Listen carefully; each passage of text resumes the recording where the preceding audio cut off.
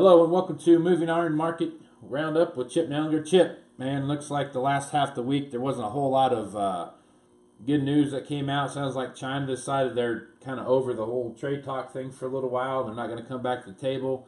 Harvest lulls have kind of got the market in a bit of a downward spiral. So what's your take on all that, and where do you see stuff headed for the first part of the week?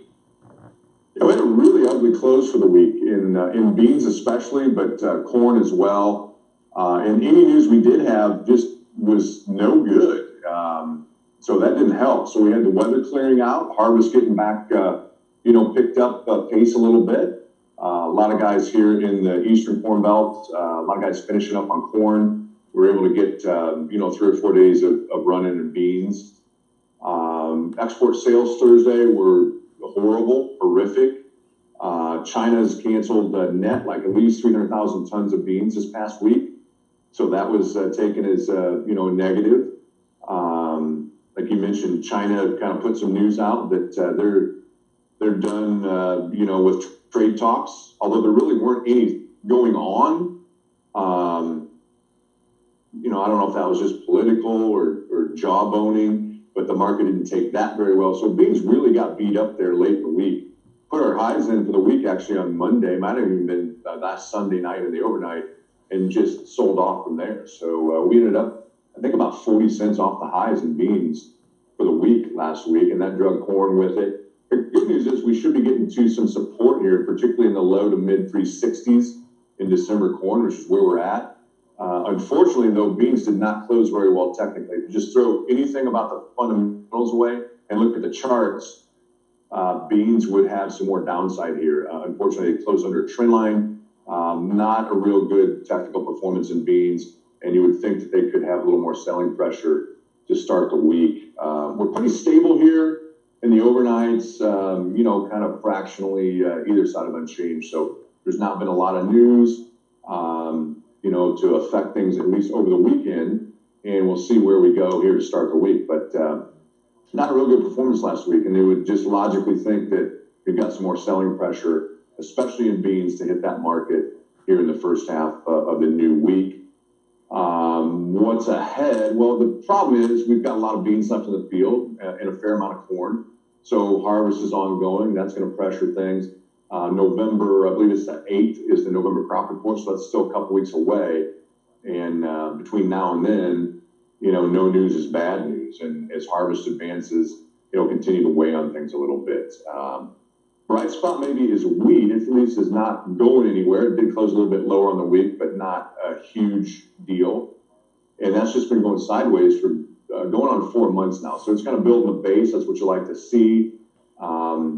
It's just not ready to go too far in any direction right now. But it probably has as good a chance as anything here after, you get closer to winter and get grain harvest wrapped up. There's been some issues around the world in wheat production. Australia is still dry, and we're not having the best run of it here either, with as wet weather as that has been, and harvest slow to pick up steam, and so we're kind of closing the window for wheat planting, and that could be a little bit supported. So wish I had better news, but probably going to be steady to a touch lower in the case of beans to start the week, and awaiting some additional news. Now, we are hearing talk from producers as they get back in the field, then on beans especially, because after a 2+ week rain delay, bean yields at least 2, if not 5 bushels lower than when they were cutting beans prior to the rains. Some quality issues as well. And I think we've probably taken the top end off of corn. Some of this corn's getting really dry, coming out at 15, 16, 17%. So that takes a little bit of the yield potential away. Still good, but my point is on this November report coming out here in a couple of weeks, you still could have a tendency for the USDA to cut things just slightly in both corn and maybe even beans here based on the weather delays and wet weather. So we'll wait and see. That's still a ways away. And until then, harvest is not the time of year where typically you have big rallies. So we may just be kind of sloppy sideways, touch lower here for 10 days till we get ready for that November crop report. Right. you feel like the bulk of the market's kind of hesitation to do a lot with upward movement has to do with more with the weather or more with the China news? Well, are you asking about potential upside going forward? Yeah. Yeah, I think weather. There's still a pretty strong historical tendency when after the USDA goes up in corn yields in August and September, and then down in October, they usually don't go back up, in November, or for that matter, by the January crop report. So there's still a historical tendency for the USDA to cut corn yields now that they went back lower in October. And I think this weather, there's some forecasts that are hinting at a little bit of a rainier pattern starting here, maybe the last week in October, first week in November. So there's still a tremendous amount of corn and beans left in the field in the Western Corn Belt, and more wet weather will undoubtedly start supporting the market if we see that. So, but China is a big deal too, and I don't know when that G20 summit is. I think it's sometime in November. Yeah. But there's supposed to be some potential talks there ahead of that or during that meeting. But that's still several weeks off. So both those could definitely affect the markets, ongoing weather delays or any type of China news. But, we'll see if we get those. We've been waiting for China news for, it seems like, too long now, and we just don't seem to get anything. Yeah. Yeah, it's the, you kind of almost forget about it sometimes. It's just you get some crazy little news blip, and then 2 hours later, it's complete opposite of what you heard. So it's hard to put stock into that. I know. It's crazy. You almost wonder if it's not strategic, but it has quieted down a little bit. You hope in the back of your head that there's some level of talks going on behind the scenes. There's not a lot of news that's been out there the last couple of weeks on that front. So, hopefully there is some behind the scenes, under the radar type talking going on at a high level to try to get this thing figured out. Yeah. But it doesn't look, super optimistic in the short run that there's going to be a resolution to it. Yeah. All right, so let's talk about the cattle market. The alert I got at the end of the week, it looked like cattle might have been down just a little bit, but overall they had a pretty good week, it looked like.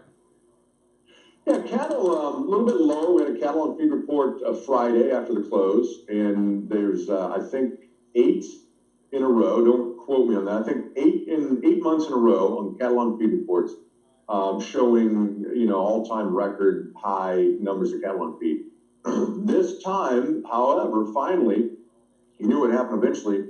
Those numbers were a little bit lower. Some of the placement numbers may have been potentially weather-related because of the wet weather.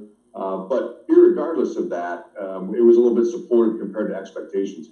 Cash market was a little bit disappointing, kind of steady-ish at best. So the futures didn't hold up very well last week. But I think this cattle on feed report should be enough to give us a nice bounce earlier in the week. The hog market was pretty ugly last week. I don't have a real reason for that. We lost some ground. Cutout values, kind of imploded, and that didn't help us. So we had some liquidation in the hog market and a down week there. Lower in the cattle as well, but not dramatically so. And I think this cattle on feed report will at least stabilize cattle, if not give us a nice little bounce to start the week.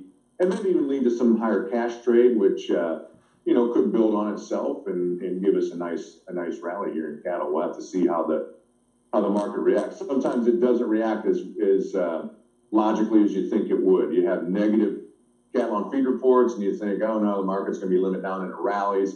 Same could be true here, right? It was friendly. It doesn't mean we're going to be higher, but it wasn't something that was just blow the doors off negative. So that's a good sign. First time in a long, long time that's happened. Many, many months, better part of a year, actually. Yep, Chip. Well, like always, tons of stuff going on, and don't really know what things are going to head right now with the volatility that we have in the marketplace. So, guys want to work on a plan or have a plan they want to talk about with you. How would they do that? Well, you hit the nail on the head. It is important, even here during harvest, when it's busy, to have a marketing plan, have it front and center. So, easiest way, just get a hold of us at our office, 309-550-7213, and we'd love to chat with you. Right on, Chip. All right, Chip. Well, looks like we'll talk to you again on Wednesday. Until then, have a first good half of the week, and we'll talk to you then.